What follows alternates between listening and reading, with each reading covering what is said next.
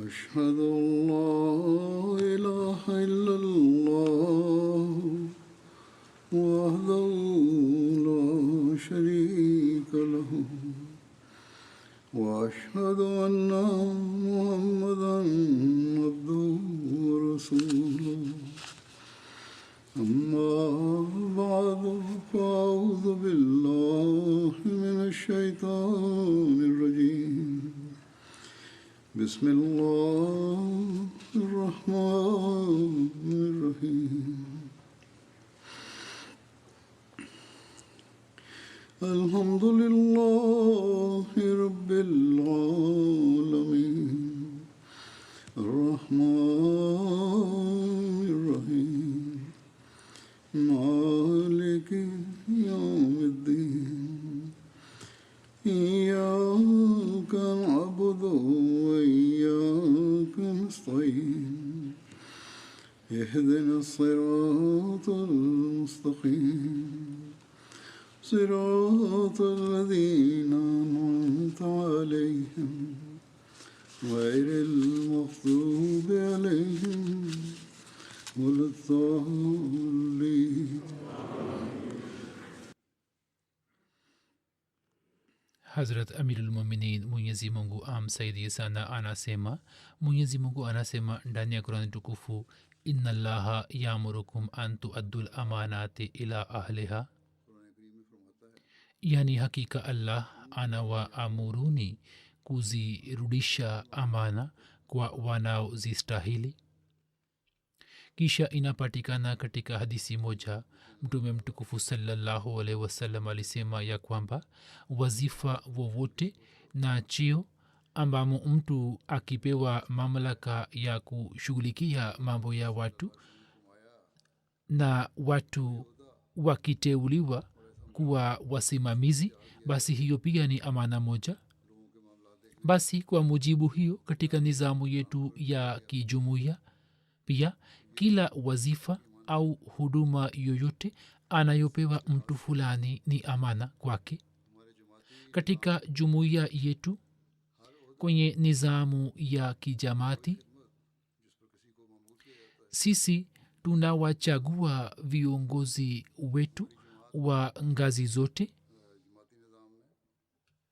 kuanzia ngazi ya tawi hadi ngazi ya taifa. Vivyo hivyo katika markaz, kisha kwenye tanzim wanachaguliwa kwa utaratibu huo. Ni nizamu ya markaz au ni nizamu ya tanzim, kila mahala kuanzia ngazi ya chini hadi ngazi ya juu viongozi wanachaguliwa, na kikawaida kazi hiyo inafanywa kwa kupitia uchaguzi. Basi ni amri ya Mwenyezi Mungu ya kwamba pale mnapo wachagua viongozi, basi muwachague watu ambao kizwahiri, yani katika mtazamo wenu, ni bora kwa kazi hii na wao wanaweza kutimiza haki ya kazi yao. Wakati wa uchaguzi nini hamtakiwi kuwa na upendeleo wowote au kuzingatia ujamaa. Baadhi ya wakati baadhi ya viongozi wanateuliwa moja kwa moja na makao makuu au wanateuliwa na khalifa wa zama moja kwa moja, na juhudi inafanywa ya kwamba mtu ateuliwe anayefaa kwa kazi ile baada ya kutafakari. Lakini saa nyingine tunaweza kukosea kufanya hisabu au kupiga hisabu, au baada ya kupata cheo na wazifa tabia za watu zinabadilika, na roho ya kufanya kazi kwa unyenyekevu na juhudi na uadilifu ambayo kiongozi anatakiwa kuwa nayo inamwondoka. Hapo mtu huyo atawajibika kwa matendo yake na amali zake, na si yule aliyemchagua. kwa vyovyote vile sisi tunatakiwa kufanya juhudi kwamba tuwachague watu walio bora miongoni mwetu na tuwachague kwa kufanya maombi na dua.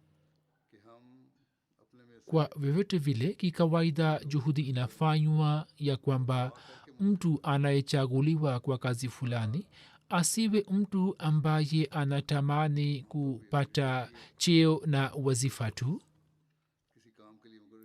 Saa nyingine mtu wa namna hiyo, kama wanajumuiya wakipendekeza jina lake na kulituma, basi makao makuu au khalifa wa zama kama akijua kuhusu hali yake, basi yeye hapewi wazifa ule au cheo kile. Na jambo hilo linaendana kabisa na kauli ya Mtume sallallahu alaihi wasallam. Katika riwaya moja inapatikana ya kwamba watu wawili walikuja kwa Mtume sallallahu alaihi wasallam na wakasema kwamba sisi tukabiziwe kazi fulani, sisi tunaistahili. Mtume sallallahu alaihi wasallam akasema kwamba mtu ambaye namteua kwa kazi fulani Mwenyezi Mungu anamsaidia, na mtu anayetamani kupata cheo au kazi basi yeye hasaidiwi na Mwenyezi Mungu na kazi yake inakosa baraka. Hivyo mtu hatakiwi kutamani kupata cheo au wazifa, ama shauku ya kuitumikia dini mtu anapaswa kuwa nayo, kwamba nikipata nafasi basi niitumikie dini, na akipata nafasi basi afanye juhudi ya kutekeleza wajibu wake wote kwa nguvu zote.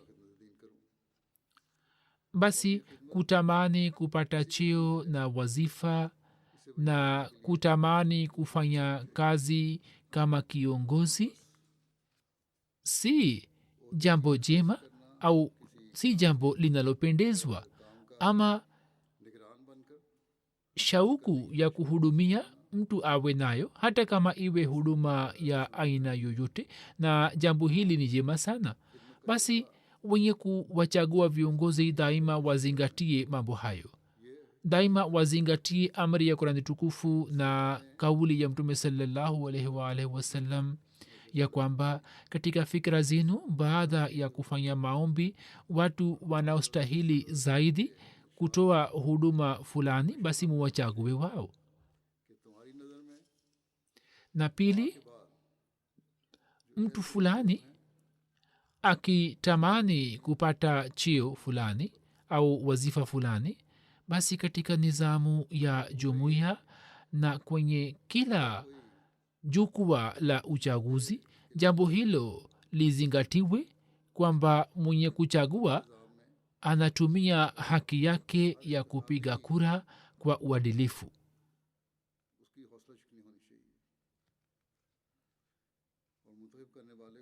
Kikawaida njia inayotumika ya uchaguzi ndio hii ya kwamba ripoti ya uchaguzi inapelekwa kwa khalifa pamoja na rai, na khalifa wa zama ana hiari na ana mamlaka ya kupitisha jina la mtu aliyepata kura zaidi au apitishe jina la mtu aliyepata kura chache. Baadhi ya wakati makao makuu na khalifa wa zama wanakuwa na elimu kuhusu hali ya mtu husika, ila hali watu wengine wanakuwa hawajui. Hivyo sio lazima ya kwamba mtu aliyepata kura zaidi jina lake lipitishwe. Vivyo hivyo katika chaguzi za matawi wa nchi, wengine majina yao yanapitishwa na makao makuu ya nchi, na wakitaka kufanya mabadiliko fulani basi wao wanamuuliza khalifa wa zama, na juhudi inafanywa ya kwamba kwa kadri iwezavyo watumishi bora wapatikane wenye kuitumikia dini, lakini katika maeneo mengine wanalazimika kuchagua watu waliopo katika nchi husika. Lakini hapo pia wanaochagua wanatakiwa kuzingatia ya kwamba wao wawachague watu ambao ni wenye kutimiza haki za amana sawa na vipaji vyao, na wasipige kura kwa upendeleo au urafiki au ujamaa au kwa kuona kwamba mtu fulani wengi wamenyosha mkono katika haki yake, hivyo mimi pia ninyoshe mkono wangu katika haki yake. Hiyo ni kinyume cha amri ya mwenyezi mungu na ni kinyume cha amri ya mtume salallahu alaihi waalihi wasallam.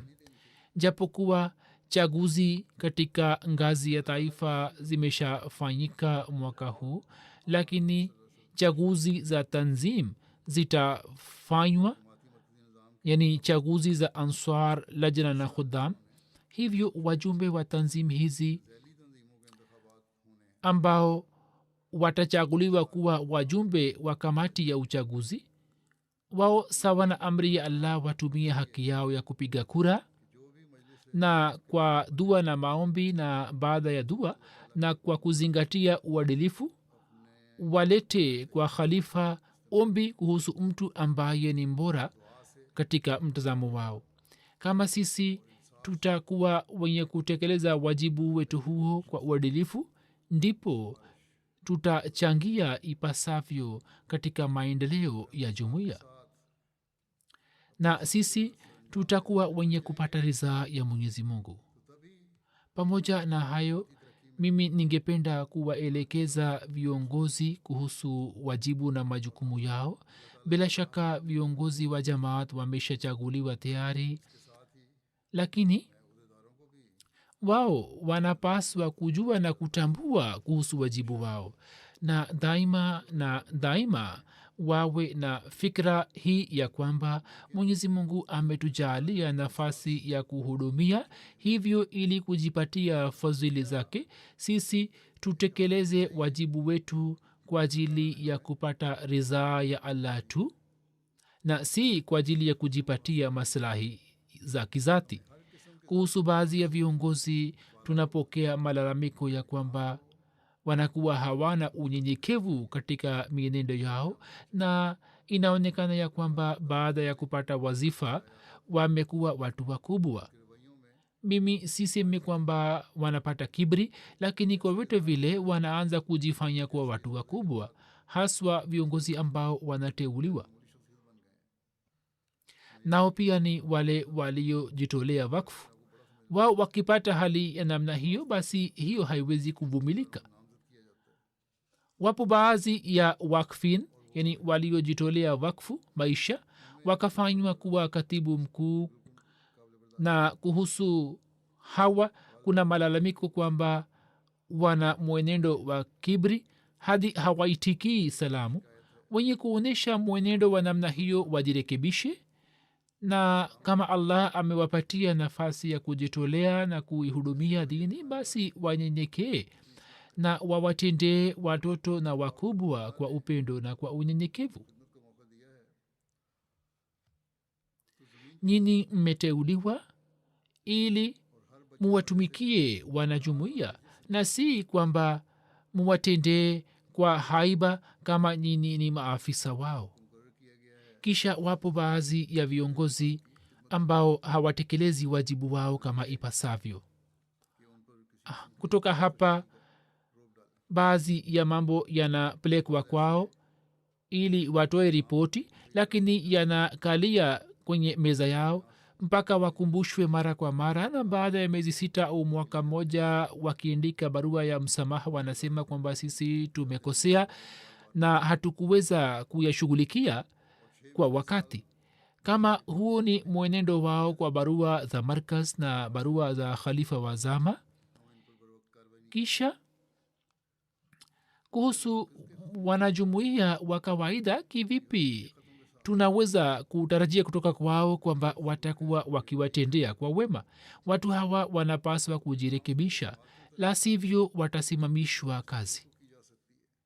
Mimi ningependa kuwaelekeza viongozi wa jamaati kuhusu wajibu wao zingine pia. Jambo la kwanza ni ya kwamba washike unyenyekevu na wajibu ambao wameupewa, basi wafanye jitihada ya kutimiza haki yake, na muda wote wakumbuke ya kwamba mwenyezi mungu ni msimamizi juu yetu na mwenyezi mungu anaona kila tunachokifanya. Baada ya kupata cheo fulani, sisi hatujapata uhuru wa aina zote, bali tumekuja chini ya mkamato wa mwenyezi mungu. Watu wametuchagua na khalifa wa zama akituamini amepitisha majina yetu ili kutoa huduma hii. Hivyo sasa ni wajibu wetu wa kusimamisha imani yake hiyo, na wajibu wetu ni kutumia vipaji vyote ili kuitumikia na kutoa huduma hiyo. Wakiwa na fikira hiyo, basi ndipo roho ya kufanya kazi nzuri itazalika kwao na watapata ushirikiano kutoka kwa wanajumuiya pia. Viongozi wengi wanaolalamika ya kwamba katika baadhi ya idara wanajumuiya hawatoi ushirikiano. Bila shaka huu ni wajibu wa wanajumuiya vile vile, ya kwamba watu ambao wao wamewachagua wenyewe ili kutoa huduma sasa washirikiane nao. Lakini pamoja na hayo pia ni kazi ya viongozi na wenye cheo ya kwamba wao wasimamishe mbele ya watu mifano iliyo bora. Sasa nilipokea ripoti ya kiongozi mmoja ya kwamba yeye hatoi mchango sawa na kipato chake, wala hataki kuchukua ruksa ya kutoa mchango kwa kutumia kiwango cha chini. Mtu wa namna hiyo atawezaje kuwaachia wengine mfano, na kivipi atawahimiza wengine kuhusu swala la kujitolea kimali? Basi mifano ya viongozi ni muhimu sana, na kuna haja ya kufanya sana istighfar, na kuna haja ya kufanya tasbih ya mwenyezi mungu, yani kumhimidia, na kuna haja sana ya kuchunguza kuhusu hali tulizo nazo. Kama katibu wa malezi hajitahidi kuswali swala 5 kwa jamaa, kivipi anaweza kuwahimiza wengine kuhusu swala na ibada? Vivyo hivyo mwenye kujitolea wakf na mbashiri haswali nafali au tahajud, sasa kivipi anaweza kuwasihi wanajumuiya kuhusu ibada hiyo? hat masihi maud alaihissalatu wassalam ametusihi akisema ya kwamba sheikh asiye ahmadia anasihi, lakini matendo yake hayaendani na nasaha yake, hivyo nasaha yake inakuwa haina athari yoyote. Basi kuna haja ya kutafakari sana, na kuna haja ya kuwa makini na tuwe waangalizi, na hiyo itakapotokea ndipo tutakuwa wenye kutimiza haki ya amana zetu. Makatibu wa malezi kama wakisimamisha mifano yao, watawalea wanajumuiya kwa upendo na kwa mapenzi, basi wao wanaweza kuwaletea wanajumuiya mabadiliko yasiyo ya kawaida. Na kila mwenye cheo kwa ajili ya kuboresha idara yake, kwa uchache anatakiwa kuswali nafali 2 kwa siku, kwamba allah atie baraka kwenye shughuli zake. Idara ya malezi ikiwa imara, basi idara zingine sawa na hisabu yangu zitaanza kufanya kazi nzuri kwa 70%. Basi daima ikumbukwe ya kwamba viongozi wana wajibu wa kusimamisha mifano yao, na haswa maamiri wa jumuiya na marais wa matawi na makatibu wa malezi haswa. Wengine pia wanawajibika sio maana kwamba wengine wasipofanya haitatokea tofauti yoyote. Sina maana hiyo kwamba wengine wasipofanya hakutatokea tofauti yoyote. Kila mmoja atakapoonyesha mifano bora ndipo maendeleo ya jamaat yatapatikana. Na sisi tusipoonyesha mifano yetu, sio maana kwamba hakutatokea tofauti yoyote. Hapana, bali tofauti kubwa inatokea. Na kila kiongozi amali yake inaleta athari. Kama katibu wa fedha hatoi michango yake sawa na kipato chake, hapo atawaambia nini wengine? Kama nilivyosema, na kisha akisema kauli yake itakuwa na baraka gani?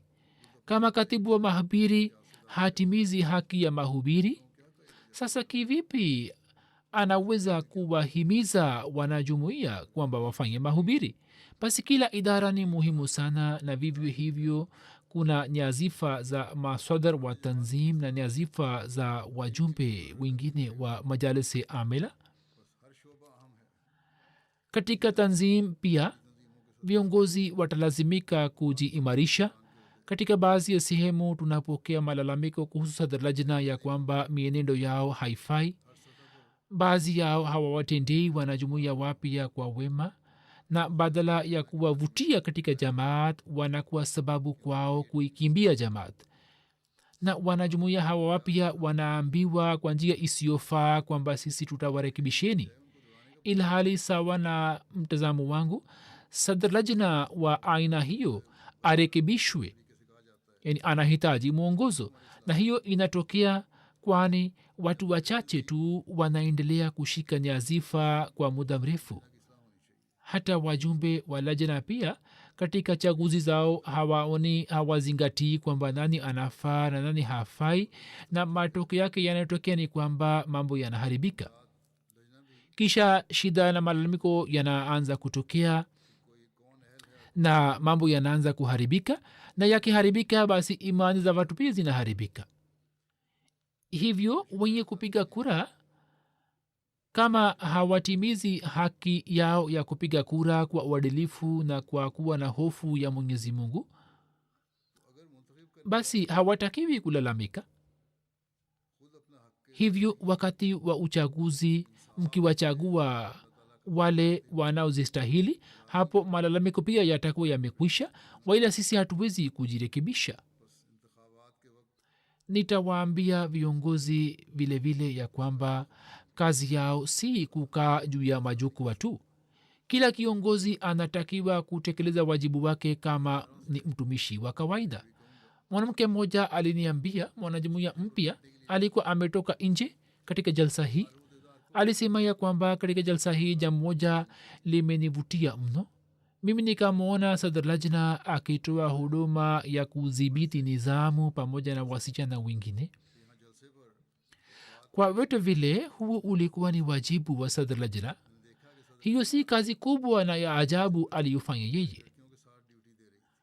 Asipotoa huduma na asiposimamia sehemu zote ndipo atakuwa amekosea, na sadr asipotekeleza wajibu wake kama hivi au asipokagua mambo yote, hapo atakuwa hatimizi haki ya amana yake. Lakini kwa vyote vile viongozi ambao ni wenye kutimiza haki ya amana yao wanakuwa sababu ya islah kwa wengine, na katika lajna hiyo inatokea. Basi hii ndiyo fikra ambayo kila mwenye cheo anatakiwa kuwa nacho, ya kwamba kiongozi wa kaumu ni mtumishi wake.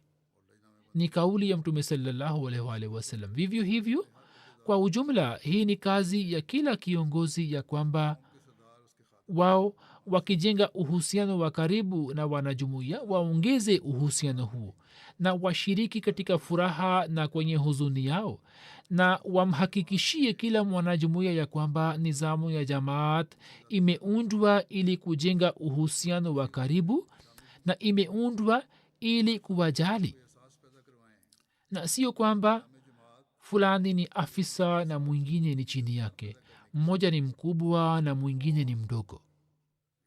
Sisi sote ni kitu kimoja na sisi ni ndugu, na kwa ajili ya kutimiza shabaha ya ujio wa masihi maud alaihi wassalam tunaendelea kufanya juhudi kwa kadri tuwezavyo. ndiyo fikra ambayo inaweza kuifanya nizamu ya jamaat kuwa nizamu nzuri, na ndiyo fikra ambayo inaweza kuturekebisha na inaweza kutukaribisha kwa allah.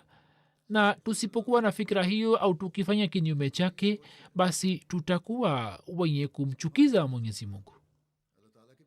riwaya moja inasema kwamba muwakkal bin yasar anasimulia ya kwamba mimi nilimsikia mtume salallahu alaihi waalihi wasallam akisema ya kuwa mtu ambaye allah amemfanya kuwa kiongozi wa watu, yeye katika kutekeleza wajibu wake kama anazembea na anaonyesha uvivu, basi baada ya kifo chake mwenyezi mungu ataharimisha pepo juu yake na hata mjali ya janna.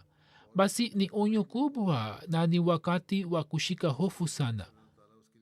kisha riwaya nyingine inasema ya kwamba mtume salallahu alaihi waalihi wasallam alisema kila mmoja wenu ni msimamizi na yeye ataulizwa kuhusu watu wake. riwaya hii ni ndefu sana na kuna habari za viongozi mbalimbali, lakini jambo linalohusika mimi nalisoma. alisema ya kwamba amiri pia ni msimamizi, yaani viongozi pia wamo ndani yake, na kila mmoja ataulizwa kuhusu raia zake. maana ya raia si watu ambao wanatawaliwa na serikali, bali ni watu ambao viongozi wamepewa wajibu na majukumu ya kuwasaidia na kuwaboresha na kufanya islah. basi katika hadisi hiyo mfano umetolewa ya kwamba mume ni msimamizi wa nyumba yake na mwanamke ni msimamizi wa watoto wake. hivyo wasimamizi hawa lengo lao si kuwatawala, bali ni wasimamizi ili kuwaundia mipango ya kuboresha hali zao na kutimiza mahitajio yao. na wasipotekeleza wajibu wao huo, basi sawa na kauli ya mtume salallahu alaihi wasallam, pepo inakuwa haramu juu yao. basi watu ambao wamefanywa kuwa wasimamizi na wamepewa cheo mbalimbali, kama hawatekelezi wajibu wao ipasavyo na katika maeneo yao na kwenye matawi yao wamejifanya kuwa wakilishi wa khalifa wa zama tu, wakilishi wa kijina, basi hapo wanaaibisha jina la khalifa na wanamfanya khalifa wa zama kuwa na dhambi. kama nilivyotoa mfano ya kwamba hawatumi ripoti miezi na miezi. sasa kwa ajili ya watu wa aina hiyo mimi sina njia isipokuwa kama hawajirekebishi kweli kweli, basi wasimamishwe kutoka kazi yao na kisha mimi nisiingie katika mazwambi yao. basi mimi pia nafanya istighfar kwa allah na watu hawa pia wafanye istighfar na wafanye toba na wajirekebishe. mwenyezi mungu afanye ya kwamba ukhalifa wa ahmadia uendelee kujaaliwa wasaidizi ambao wakielewa wajibu wao wafanye kazi yao, na sio kwamba nia yao iwe ni kupata cheo tu na wamepata hivyo inatosha. kuna jambo jingine muhimu ambalo kauli ya mtume saa salam inalifafanua vizuri. alisema kwamba mtu ambaye anawajibika kuhusu mambo ya waislamu, mwenyezi mungu hatatimiza haja zake mpaka yeye atimize haja za watu. basi upande huu, ikiwa huu ni wajibu wa khalifa wa zama, wakati huo huo pia ni wajibu wa viongozi hawa wote ambao ni wajumbe wa khalifa wa zama katika matawi yao, na huo ni wajibu mkubwa mno juu ya viongozi.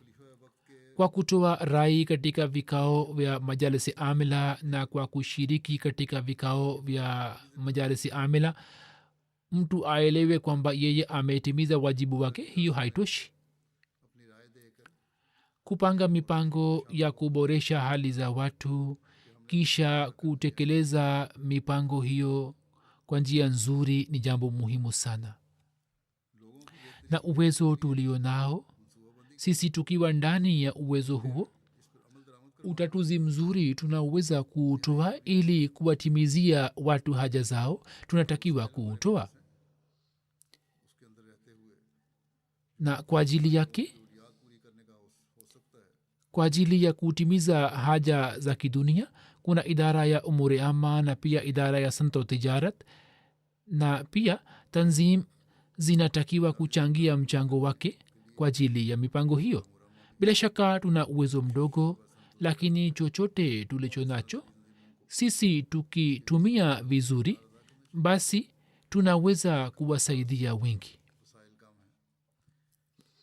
Kuna idara ambayo siku hizi imekuwa changamoto kwa takriban jamaat zote, ni idara ya rishtanata. Kwa ajili yake kuna haja ya kupanga mkakati wa muda mrefu.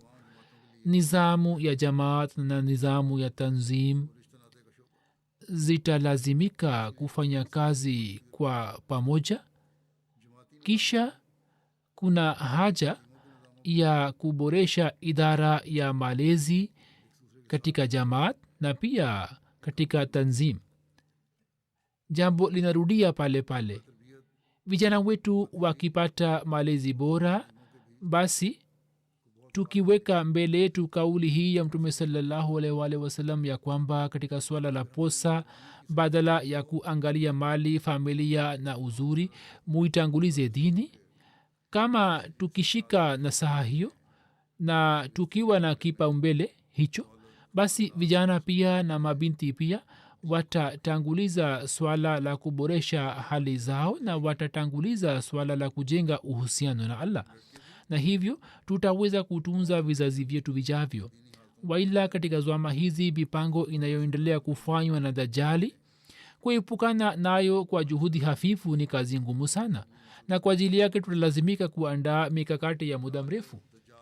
Basi kila kiongozi kwanza ana haja ya kuirekebisha nyumba yake, na kisha katika jamaat ana haja ya kuwaambia na kuwahimiza wanajumuiya ya kwamba ahadi yetu ya kuitanguliza dini juu ya dunia isiwe ahadi tu au maneno tu, bali kila mmoja wetu awe mfano wa kimatendo wa ahadi hiyo. Na hiyo itakapotokea, ndipo tutapambana na Dajjali. Tutaweza kuokoa vizazi vyetu, tutaweza kutunza ahadi zetu, na tutaweza kutimiza haki zao, na tutaweza kutimiza haki za amana zetu. Basi majalisi amila za nchi mbalimbali za dunia na pia tanzim zao zinatakiwa kutafakari sana na zina haja ya kupanga mkakati ili waweze kutimiza haki ya amana zao.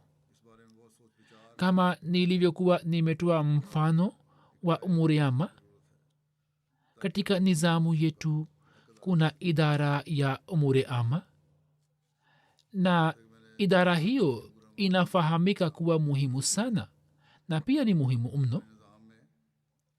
Lakini kikawaida rai au wazo limepatikana ya kwamba kazi ya idara hii ni kuwapatia watu adhabu au kuwaonya vikali.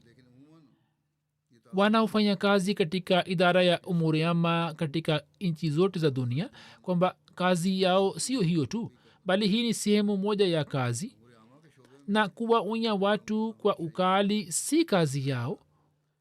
Hiyo inakuwa hatua ya mwisho kabisa, ambapo ombi linapelekwa kama adhabu, pale ambapo njia zote zinakuwa zimefungwa. Lakini nitasema hapo kwamba kama idara ya malezi iko imara, basi mambo mengi ya umuriama yanatatulika ambayo yanahusika na ubishi wa wanajumuiya au yanahusika na mambo mbalimbali ya wanajumuiya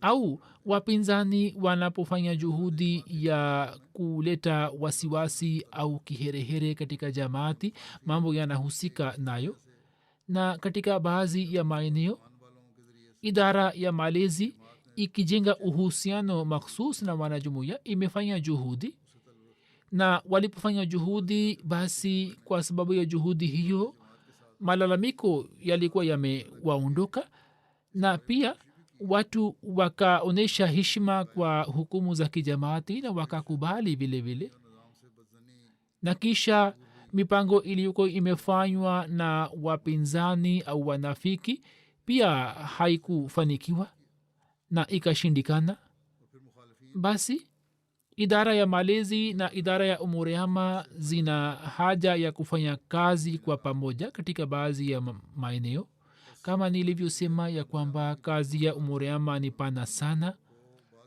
katika jumuiya kwa ajili ya kuimarisha uchumi kuandaa mipango ni kazi yao kuwawezesha wanajumuiya kupata ajira au kuwasaidia ili wapate ajira ni kazi yao kutoa huduma mbalimbali za kujitolea ni kazi yao na kuwafahamisha watu kwa upendo na mapenzi na kumaliza mizozo ni kazi yao lakini kwa vitu vile katika maswala ya kadhaa umurema haiwezi kuingilia kati kwamba waanze kutoa hukumu isipokuwa kama kadhaa imetoa hukumu basi ni kazi yao ya kuwafahamisha watu kwamba wakubali hukumu ile lakini kama kundi fulani linaonyesha uzuru katika kutekeleza hukumu ile basi ni kazi ya umuriama ya kuwafahamisha kwa upole kwamba kwa kuto kutekeleza hukumu hiyo kwa nini mnaharibu dini yenu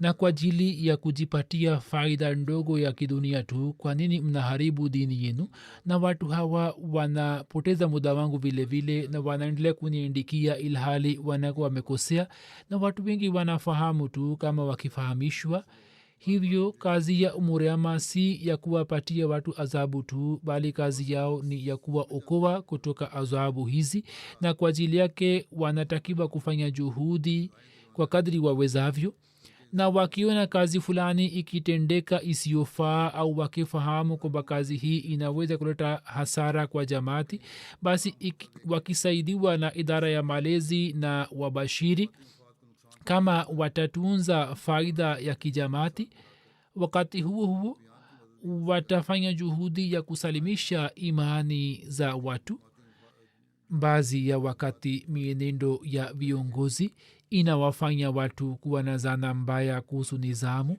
kwa mfano mtu fulani amepeleka ombi lake kwa khalifa wa zama kwa ajili ya haja yake fulani hapo sadr wa jumuiya au amir wa jumuiya au idara ya umuriama wanaanza kutumia ukali juu yake kwamba kwa nini hukupeleka ombi kwa kupitia kwetu na swala lake linakwama badala ya kutuma ripoti mara moja kama markaz imewaambia watume ripoti kisha jibu linapochelewa kumfikia mtu huyo anapata zana mbaya na watu wanaoniindikia moja kwa moja wanapata zana mbaya kwamba maombi yetu hayakumfikia khalifa watu wanaelewa kwamba khalifa wa zama hakupokea ombi letu hali hiyo pia inatokea upande moja kwamba kwa nini wewe hukutuuliza na pili kwa kuwa hukutuuliza hivyo hatua isichukuliwe juu yake na kisha zana mbaya zinatokea kuhusu khalifa wa zama au ofisi yake ilhali haya yote si sahihi kila barua inafika hapa kila barua inayokuja hapa inasomwa na inafunguliwa na kila aina ya ombi linapelekwa kwa jamaat husika kwa ajili ya ripoti hivyo napenda kuwaambia wanajumuiya ya kwamba barua yao yoyote inayokuja hapa inayofika hapa inafunguliwa na inasomwa na kisha hatua inachukuliwa juu yake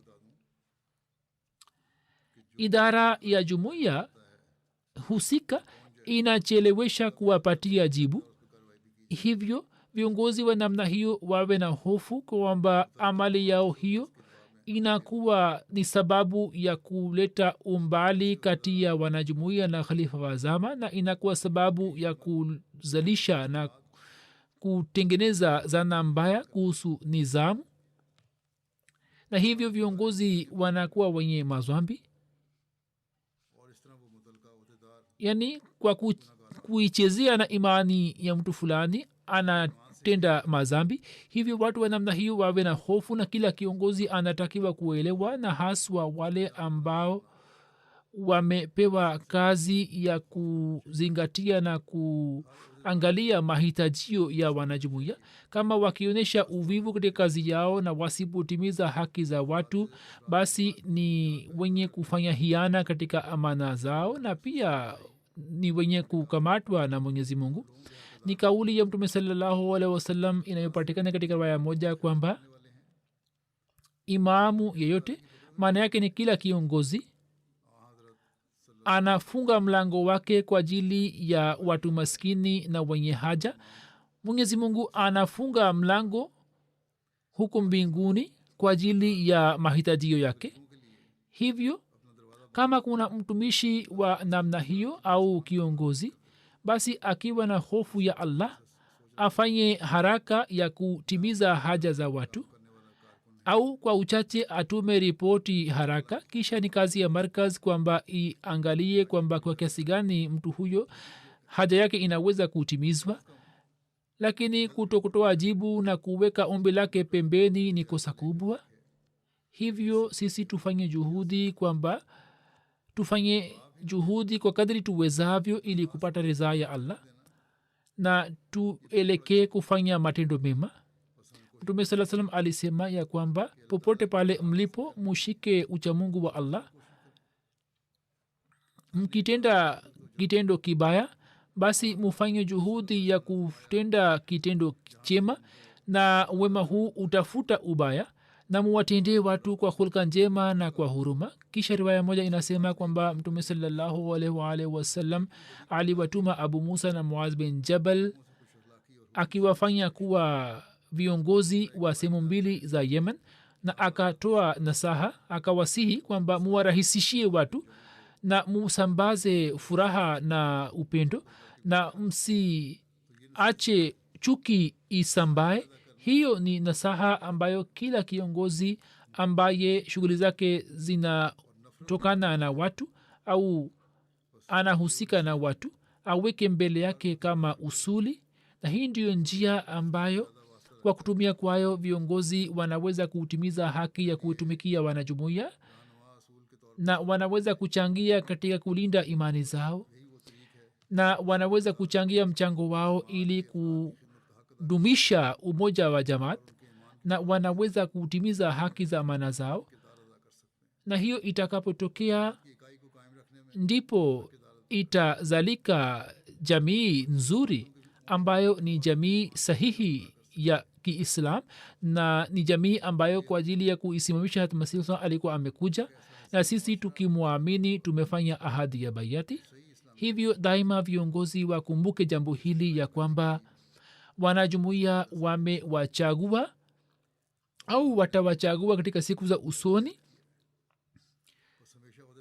na shabaha yake ni kwamba watimize haki za amana zao lakini kama wenye kuwachagua hawakuwachagua kwa fikra hiyo sasa ni kazi ya viongozi kwamba amana ambazo allah amewakabizi basi wao watimize haki zake na watekeleze wajibu wao kwa nia njema watekeleze wakiwa na hofu ya allah moyoni mwao na watekeleze kwa ajili ya kutafuta ridhaa ya allah na watekeleze wakiwa wasaidizi wa khalifa wa zama na watekeleze wakiimarisha imani za watu na kwa ajili ya kuwafaidisha na watakapokuwa na fikira hiyo na watakapotekeleza wajibu wao kwa fikira hiyo basi mwenyezi mungu atatia baraka kwenye shughuli zao na wakati wote atakuwa msaidizi wao na kama hiyo haipo basi tutakuwa wenye kwenda mbali na uchamungu na tutakuwa tunafanya hiana na mwenyezi mungu na khalifa wa zama na wale ambao wametuamini tutakuwa sababu ya kuiletea hasara imani zao. Hatmasihi Maud anasema kwamba waumini ni wale ambao wanatunza amana zao na ahadi zao, yaani katika kutimiza amana na kutimiza ahadi wanatumia kila njia na wanatimiza kwa nguvu zote. Kisha anasema ya kwamba katika uumbaji wa binadamu kuna uzuri wa aina mbili. Moja ni uzuri wa kimatendo ambao ni kwamba mtu atumie njia zote za kutimiza amana na ahadi za Mwenyezi Mungu, yaani amali yake yote isipotee kuhusu kutimiza amana. Alisema kwamba pili ni muhimu kwamba mtu azingatie hilo hilo katika kutimiza amana za viumbe na ahadi zao, yaani atumie uchamungu katika hukukula na hukukul ibad. Hivyo kila kiongozi anatakiwa kukumbuka hilo kwamba tunatakiwa kujipatia uzuri wa kiroho. Hazrat ametusihi na sisi ndio walengwa viongozi haswa. Kila Muhammadia anafanya ahadi ya kushika uchamungu na kuitanguliza dini juu ya dunia, lakini viongozi na wale ambao wamekabiziwa huduma mbalimbali za kijamaati, wao wanahusika zaidi ya kwamba wao watunze amana zao na ahadi zao, na wajibu tuliokabiziwa tuzitekeleze kwa uchamungu na kwa kutumia vipaji vyetu vyote. Mwenyezi Mungu atujalie sote.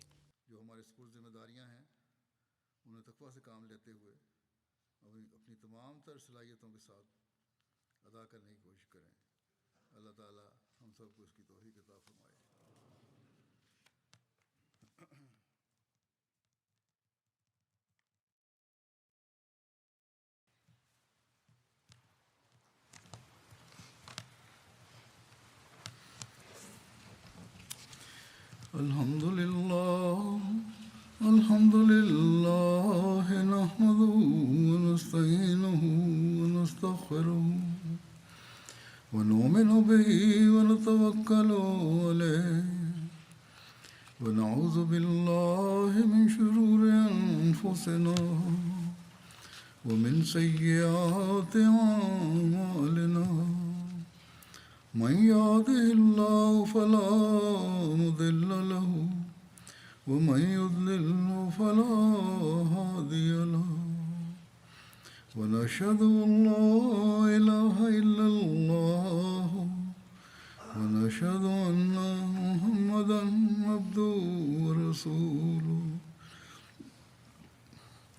عباد الله رحمكم الله، إن الله يأمر بالعدل والإحسان وإيتاء ذي القربى وينهى عن الفحشاء والمنكر والبغي يعظكم لعلكم تذكرون. اذكروا الله يذكركم وادعوه يستجب لكم ولذكر الله أكبر.